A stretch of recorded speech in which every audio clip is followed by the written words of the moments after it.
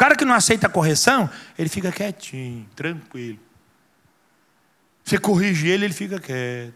Aquela cara de songão, né? Corrigido. Aí ele sai dali e ele diz: que besteira. Não gostei. Como é que pode o pastor vir me chamar a atenção? Como é que pode esse irmão? O que ele está pensando? Pensa que é mais espiritual que eu.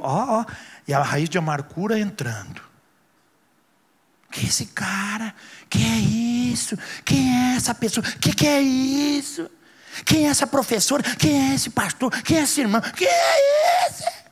Que vem aqui me enquadrar?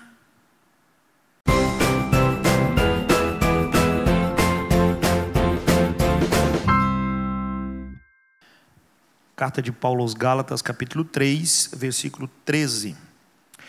Cristo nos resgatou da maldição da lei, fazendo-se Ele próprio maldição em nosso lugar. Porque está escrito: maldito todo aquele que for pendurado no madeiro. Para que a bênção de Abraão chegasse aos gentios em Jesus Cristo, a fim de que recebêssemos pela fé o Espírito prometido. Essa aí é a glória daquilo que Ele está manifestando para nós. Fomos resgatados de uma maldição, porque alguém levou aquela maldição no nosso lugar. Não porque nós não merecíamos ela, é porque alguém resolveu pagar a nossa conta. E nós sabemos muito bem que somos devedores, mas foi pago. E por que foi pago? Foi pago por um grande amor. Mas que grande amor que foi dado a nós? Amor de um pai que ama o seu filho, que cuida de cada detalhe, que não se esquece de nenhum momento. Versículo 8 do mesmo capítulo diz: ora, tendo a Escritura previsto que Deus justificaria pela fé os gentios. Glória a Deus. Ele justificaria nós pela fé. Pronunciou o evangelho a Abraão, dizendo: em ti serão abençoados todos os povos. De modo que os da fé são abençoados com o crente Abraão. Tem como? Se nós somos esses que foram justificados pela fé, se nós somos esses que andam pela fé do crente Abraão, se nós somos esses, como nós não podemos perceber esse Deus tão presente na convicção dessa manifestação graciosa para nós? Como não conseguimos entender esta manifestação de profunda identificação de Deus em amor para conosco? Como que não conseguimos entender essa manifestação de fé que se revela por Cristo, que nos resgata da maldição da lei, porque Ele próprio se torna maldição? Porque assim estava determinado na palavra: maldito todo aquele que for pendurado no madeiro. Era algo completamente desproporcional em todos os sentidos na mente de um judeu. Era uma vergonha absurda.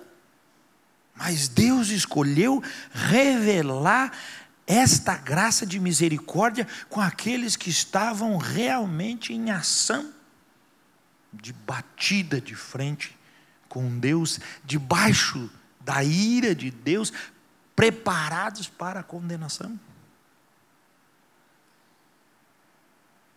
Cristo vem e a Bíblia diz: nos resgata, restaura a nossa vida. E aí a primeira pergunta que eu faço para mim e para você: nós queremos verdadeiramente a restauração que a Bíblia diz que nos é dada? Será que nós estamos realmente desejosos de andar debaixo desse conceito, daquele mover que restaura a nossa alma, que produz em nós uma consciência profunda de intimidade com o Senhor e de poder ver Deus cuidando dos detalhes da nossa vida? Porque às vezes a gente não quer ver, mas Deus continua cuidando dos detalhes da nossa vida. O salmista, no Salmo 139, já dizia: Senhor, quando eu era uma substância, quando eu não tinha forma, estavam diante de ti todos os meus dias, escrito no teu livro. Ele já estava lá. Como é que eu posso me sentir sem amor por um Deus que já me paparicava na eternidade, me preparando para a eternidade? E então nós caímos nesse mundo, e aquilo que Deus tinha preparado como um paparico íntimo, que era o jardim do Éden, que estava tudo à disposição do homem, nós resolvemos virar de ponta cabeça. Mas Deus manda Jesus e Ele proporciona para nós essa identificação de fé, de filho, essa graça de sermos verdadeiramente herdeiros da promessa com o pai Abraão. E aí nós resolvemos esculhambar tudo. E nós olhamos às vezes e dizemos: Senhor, nosso coração, ele precisa de uma restauração. Que Deus nos dá tudo, quer tornar participante de todas as coisas.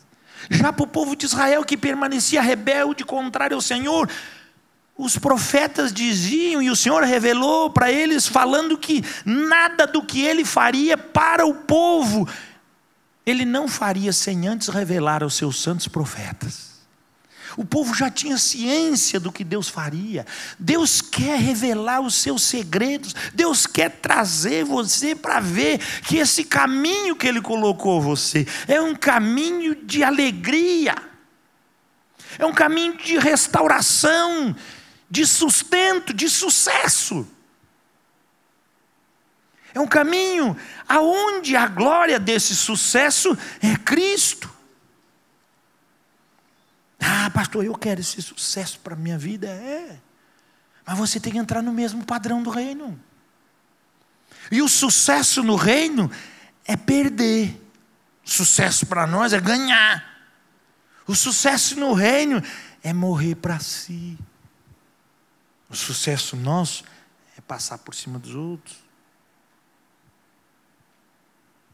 Então nós às vezes entendemos que Jesus diz para nós, e assim Ele afirmou: meus amados, no mundo vocês vão ter aflições, mas tende bom ânimo, eu venci o mundo.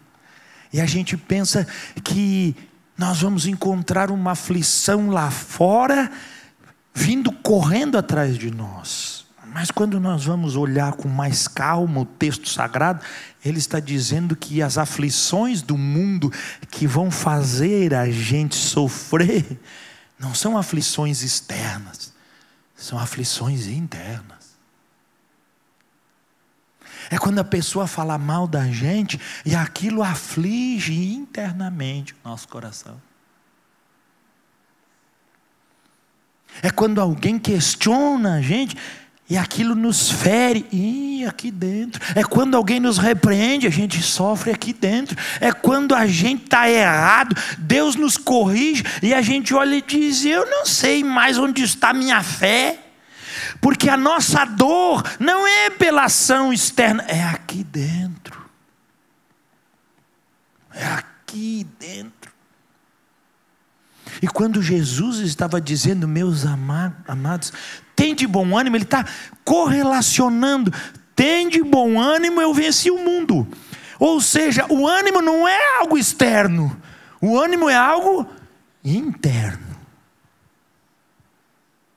E assim como o ânimo que é para a gente ter aqui dentro, senão a gente não vence as artimanhas do mundo que prepara as suas estruturas para fazer com que a gente perca a nossa fé, para que a gente perca a nossa identidade de filho, para que a gente não ande com o nosso Pai usufruindo do carinho, das revelações, da caminhada com Ele.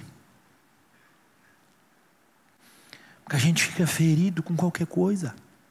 A gente se acha no direito de qualquer ação. E quando a gente é repreendido, nós velamos uma rebelião profunda contra a pessoa que nos fez algo. Aonde? Às vezes nem palavras, mas lá dentro, lá no coração.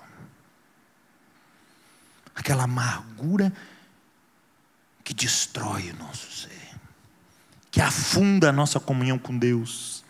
Mas Jesus está dizendo: calma, gente, vocês vão ter tribulação. Eu também passei por isso. E por que Jesus está falando? Se nós olharmos, está falando em João, no finalzinho, ele estava tendo uma grande tribulação. E qual era a grande tribulação? Gente, ele estava caminhando com Judas Iscariotes desde o começo. E o Judas agora estava pronto para fazer o quê? O ápice, traí-lo. Ele estava caminhando com aqueles homens, derramando sua vida, fazendo deles, entendendo. E ele disse: nenhum de vocês vai ficar comigo. Como é que você acha que Jesus estava tratando isso lá dentro do coração dele? Você ia gostar? Você imagina o seu melhor amigo, sua melhor amiga, seu pastor, seu companheiro, seu marido, sua esposa, seu filho, alguém que você diz: poxa, esse não vai largar o osso. Mas Jesus lá dentro, ele estava sentindo que ele estava sozinho. Acho que isso não era difícil para ele carregar. Quando a tribulação vem para Jesus externa e ele diz: viemos prender você. A quem buscais? Nós buscamos a Jesus, o Nazareno. Sou eu, os caras. Ele diz: fica em pé, levanta aí, gente. Já perguntei quem vocês estão procurando. Jesus, mas e quem que levanta as pernas? Estamos todo bambo. Eu digo: sou eu. E ele podia dizer: mas antes de me prender, pega esses cabras safados aqui, ó, sem vergonha, que eu estava orando ali, gemendo, e eles dormindo e babando debaixo da árvore. Não é, né? Era isso que nós ia fazer, hein? Esse Pedro mesmo é um amigo da onça. Daqui a pouquinho vai passar a perna em mim de novo. Não tá bom, né, Pedro? Cara de pau. Dá umas pauladas nisso, sem vergonha. Mas Jesus tinha resolvido o seu problema aqui dentro. Ele pega a vontade do Pai e caminha nela. Porque o Pai está com ele. E ele diz: estou aqui. Agora, deixem eles ir. Quantas vezes Deus está dizendo. Quando o Senhor Jesus chegou para Pedro e disse: Pedro, o diabo te colocou na peneira, te escolheu como uma pedra preciosa.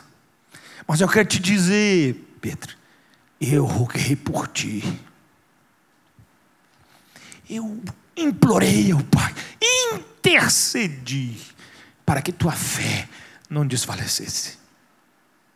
Jesus entendeu que o reino de Deus, quando nós temos algo aqui, não é para a gente cultivar isso contra, é para a gente exteriorizar isso como uma ação de socorro diante de Deus. Enquanto o diabo quer colocar coisas no nosso coração para que nós não cheguemos à restauração, Cristo sempre está apresentando a nós a oportunidade de restaurar-nos. E ele é levado sozinho e passa por todo momento sozinho. Fácil foi? Foi fácil não, nem um pouco. Porque não pode ser. Hebreus capítulo 12, versículo 7.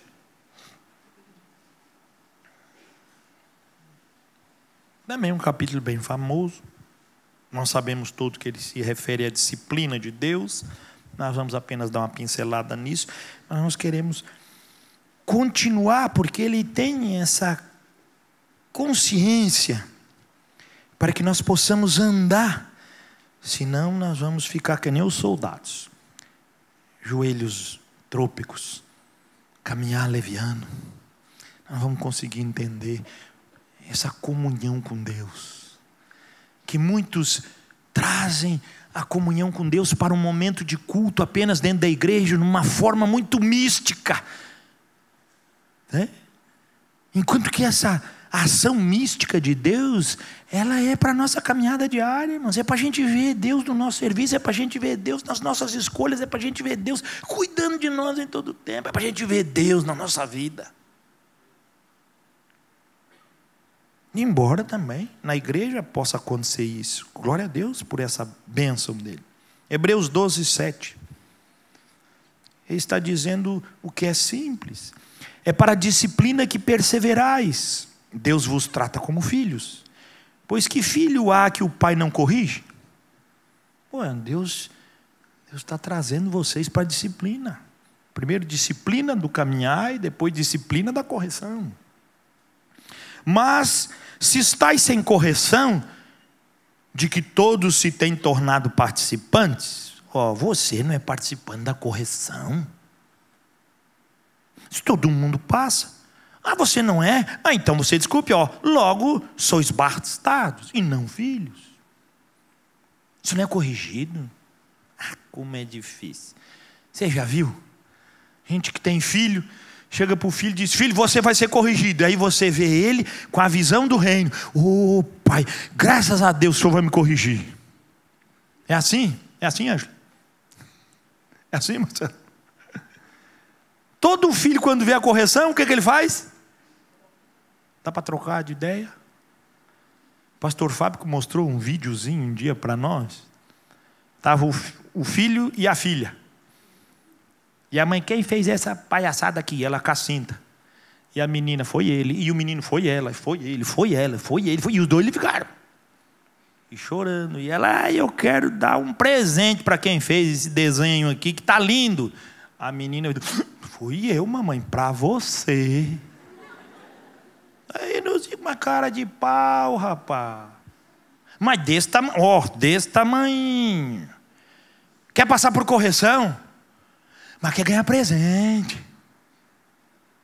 Quer ganhar presente. Presente? Eu dou. Correção. Eu lembro de Tsukayama, a família de Tsukayama dizia: nós temos que ensinar nossos filhos a amar a correção. Como é que nossos filhos vão amar a correção se nem nós quer?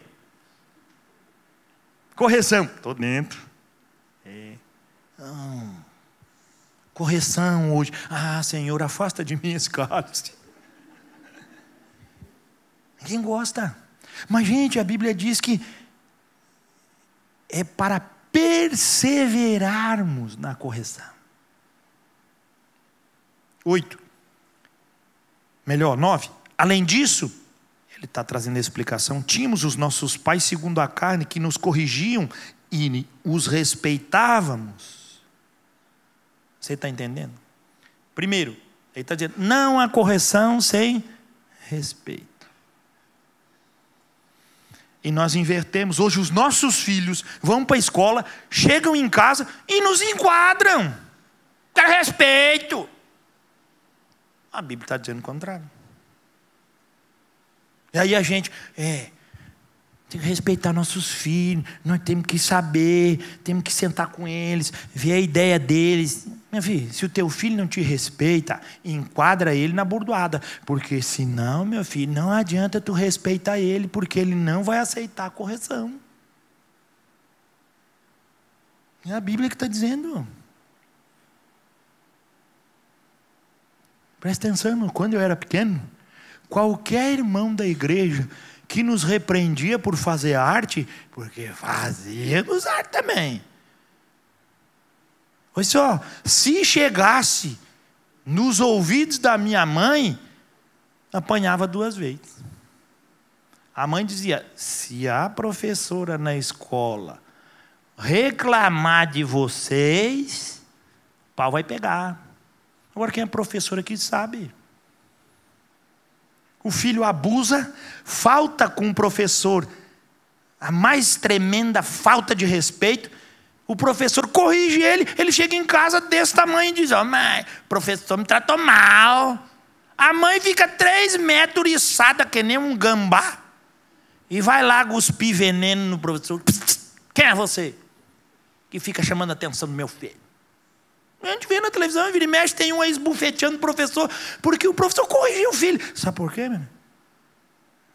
Esse cabrão, ele quer respeito, mas ele não se dá o respeito.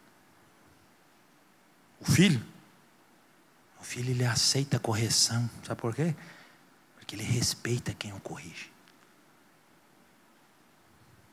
É isso que a Bíblia nos ensina. E quem é que pode nos corrigir, pastor? Qualquer um. Nós somos irmãos ou não somos? Qualquer um. 10. Pois eles nos corrigiam por pouco tempo, segundo melhor lhes parecia. Deus, porém, nos disciplina para aproveitamento, a fim de sermos participantes da sua santidade. Toda disciplina, seja ela na carne ou seja ela espiritual, irmão, ele disse toda disciplina, com efeito no momento não parece ser motivo de alegria. Não é bom, mas de tristeza. Mas depois, entretanto, produz fruto pacífico aos que têm sido por ela exercitados, fruto de justiça. Por isso, restabelecei as mãos decaídas e os joelhos trôpegos, e fazei caminhos retos para os pés, para que não se extravie o manco, antes seja curado. Segui a paz com Deus e a santificação, sem a qual ninguém verá o Senhor. A santificação é o objetivo, ou seja, é o final daquilo que a disciplina acontece na nossa vida.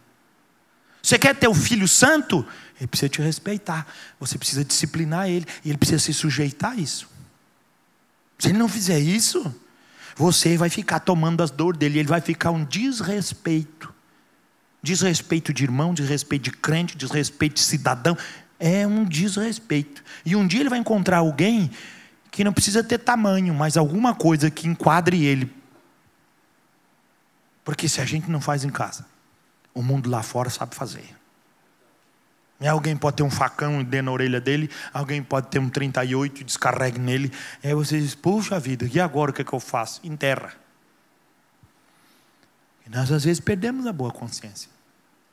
Respeito é o princípio que nos submete à correção. Não é correção que nos leva a ter respeito, é porque temos respeito que entendemos que necessitamos da correção. Essa é a visão do reino de Deus. E o fruto disso é eu seguir a paz com todos e a santificação, sem a qual ninguém verá o Senhor. Olha o 15. Atentando diligentemente, porque ninguém seja faltoso, que não aceite a repreensão, separando-se da graça de Deus. Porque ele disse lá no versículo, e ele está fazendo a mesma conjectura aqui, de ação no termo original, dizendo que assim como todos nós, por sermos filhos, estamos debaixo de correção, porque todos nós temos nos tornado, versículo 8 diz, participantes dessa correção. Então aqui ele está dizendo, fique bem esperto, para que você não participe desse tempo de ação, se tornando o quê? Faltoso. Separando-se da graça de Deus. E aí o que vai acontecer com você? Olha só, irmão, não é externo. Então não haja alguma raiz de... por que a pessoa tem raiz de amargura, irmão, no coração? Porque não é respeitosa. Ela não entendeu isso. E não se submeteu à correção. É isso que o texto está dizendo. É o respeito. As propagandas da Globo. Respeito. Não é esse respeito boca mole. Respeito de saber que você é alguém que se humilha debaixo da poderosa mão de Deus. E essa é a ação. Jesus caminhava assim, por que nós não? Nem haja alguma raiz de amargura que brotando vos perturbe, e por meio dela, da raiz de amargura, muitos sejam contaminados. É só você olhar. O cara que não aceita a correção, ele fica quietinho, tranquilo. Você corrige ele, ele fica quieto. Aquela cara de songão, né? Corrigido. Aí ele sai dali e ele diz, que besteira. Não gostei. Como é que pode o pastor vir me chamar a atenção? Como é que pode esse irmão? O que ele está pensando? Pensa que é mais espiritual que eu. E a raiz de amargura entrando. Que esse cara? Que é isso? Quem é essa pessoa? Que é isso? Quem é essa professora? Quem é esse pastor? Quem é esse irmão? Quem é esse? Que vem aqui me enquadrar? É assim? E depois ele dá uma olhadinha na igreja e ele acha outro que está com o beiço caído. Ele vê, está lá, baba no ombro. Conhece o baba no ombro? Que ele está na igreja, ele já entra assim. É?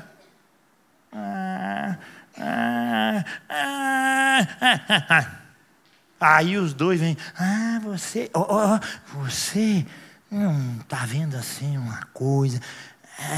E aí o outro amargurado se junta com outro amargurado, e aí diz a Bíblia o quê?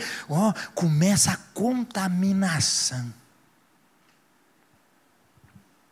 Tudo por quê? Porque todos nós nos tornamos participantes da correção. Mas quando nós não aceitamos, vai lá, muitos sejam por meio dela contaminados.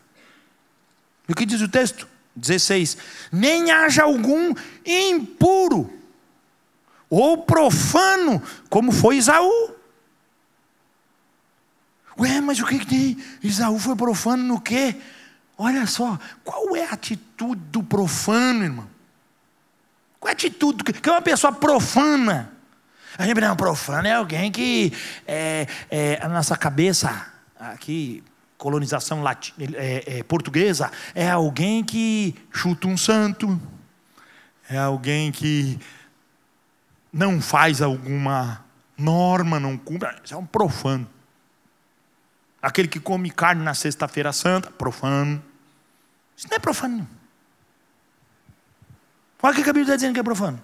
Nem haja algum impuro ou profano, como foi Esaú, o qual por um repasto vendeu o seu direito de primogenitura, por um negócio, pelo que o corpo pedia. Ele estava com fome.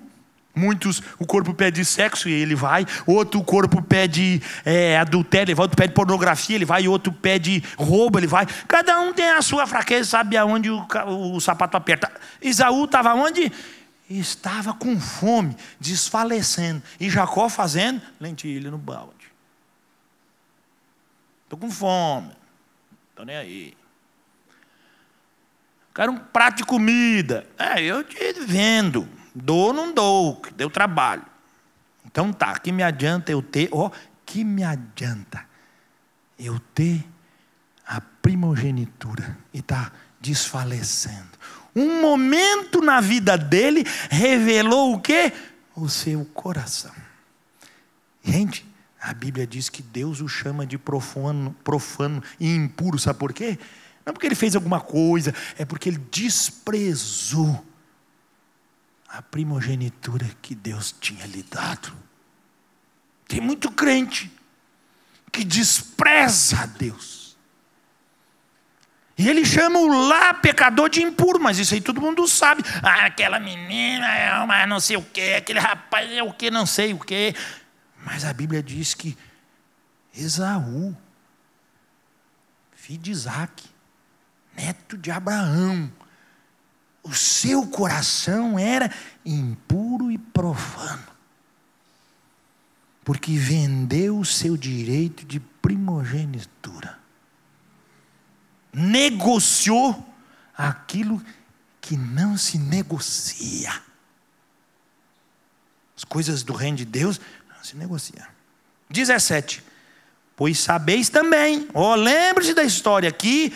Posteriormente, lá na frente, querendo herdar a bênção, o que aconteceu? Foi rejeitado. Pois não achou lugar de arrependimento, embora com lágrimas o tivesse buscado. Ele chorou querendo arrependimento, ele queria a bênção do Pai. Mas a Bíblia diz que lá no coração dele não havia arrependimento. Cuidado com a raiz de amargura. Cuidado com a tribulação que se torna maior do que o bom ânimo.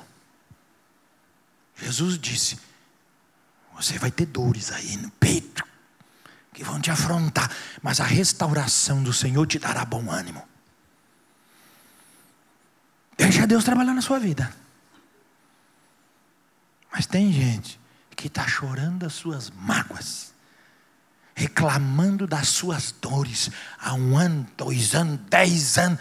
Tem sempre um azedo no coração. Cuidado.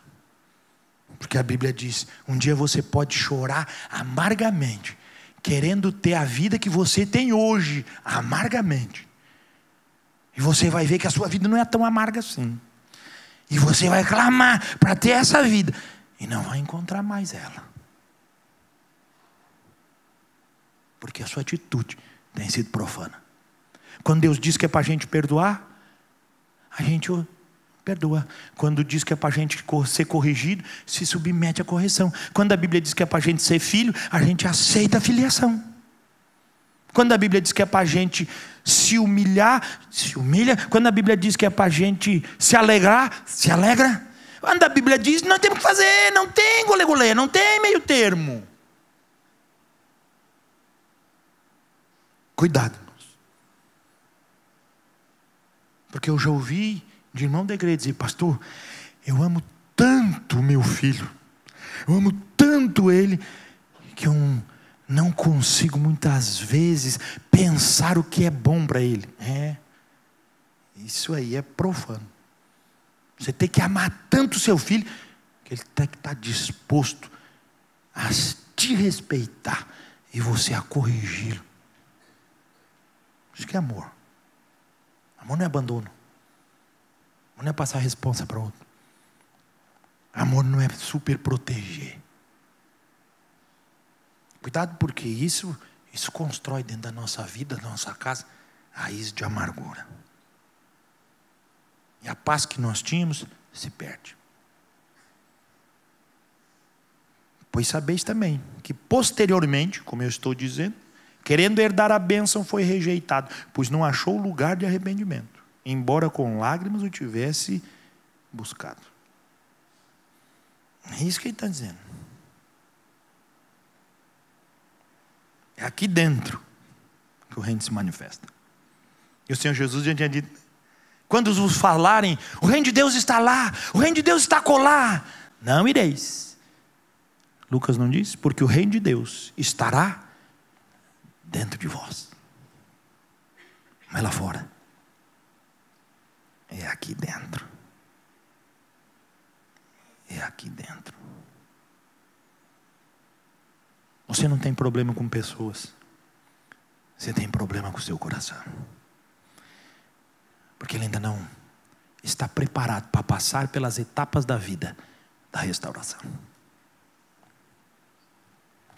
Mas Deus te convida. Você é meu filho. Eu quero restaurar você. Que Ele nos abençoe. E abra os nossos olhos.